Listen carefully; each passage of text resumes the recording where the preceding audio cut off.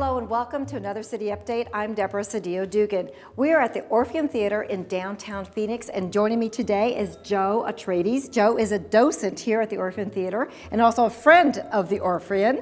So for the first time ever, you are going to be hosting some ghost tours here. That's right. So tell me about it. Well, we have always enjoyed the theater itself for its beauty, for its amazing history, but a lot of the patrons that come here tend to stay even a little bit after death. And there's been sightings, there's even been pictures and videos, and we love to tell the public about it. They're real ghost stories. Okay, now this is very, very fascinating because I love ghosts. I believe in ghosts, and we're going to take just a glimpse as a little teaser what you might expect when you come on this tour. Let's go. Sure.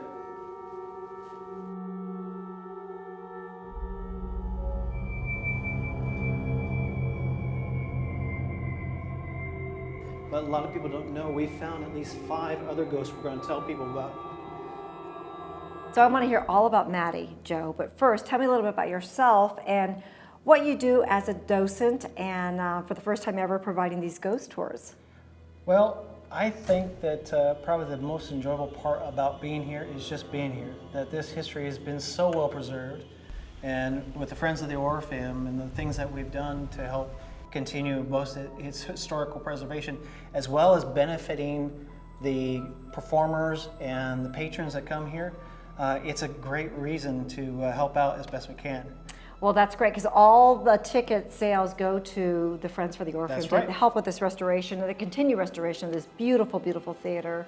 So tell me about Maddie and some of the other stories that you may be telling during your ghost tour. One story that I heard actually rather recently, because we had a medium in here that kind of shared a name, and from a completely different source we had someone tell me a story about the same gentleman named Gilbert, that when he was up in the balcony back in the 70s, he was there with his girlfriend and there was no one else in the balcony, so he decided to have a little fun, started making out with his girlfriend. Within just a few seconds he felt a little slap up back the head because he, of course, was doing something inappropriate.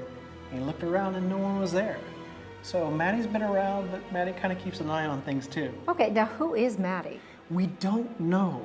And I think it's probably one of those things that if something was occurring, maybe one of the stagehands said, "Oh, this reminds me of your sister Maddie." And that name may have stuck because so far we have found in all of our research no connection with someone named Maddie, Madison, Martha, anything like that. Interesting. We still keep looking, but we think it's basically just someone decided to attach that name, and both the staff and crew have embraced that name ever since.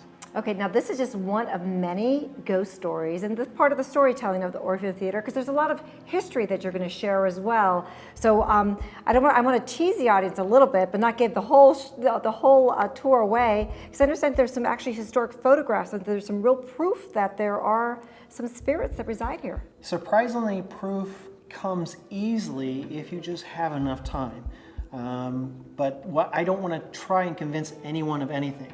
The reason the tours are the way they are, we're not trying to scare them. Right. We're not trying to have something jump out. We want it to be a real story. Just like any real story, it's more authentic and more enjoyable.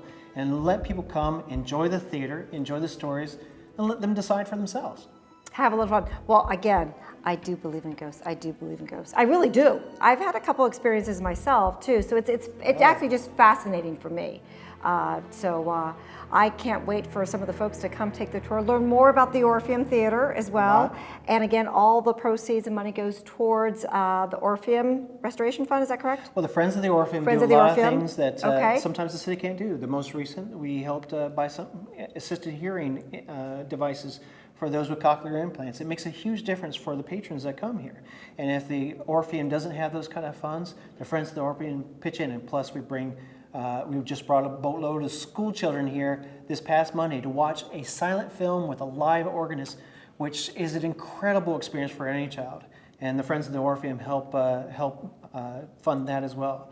So we keep the historical preservation, the equipment, and the upkeep of the Orpheum. we just love the Orpheum. We want to just keep making sure that it's here for generations. Well, thank you so much for joining us, because we too love the Orpheum, and you will too once you sign up, check out those tickets, and come to the Ghost Tour again for the first time ever. Learn a lot about the Orpheum Theater, and maybe some new friends. You have some new friends like Maddie and some other folks. Thanks again for joining us, Joe. Thank you. For City Update, I'm Deborah Cedillo Dugan.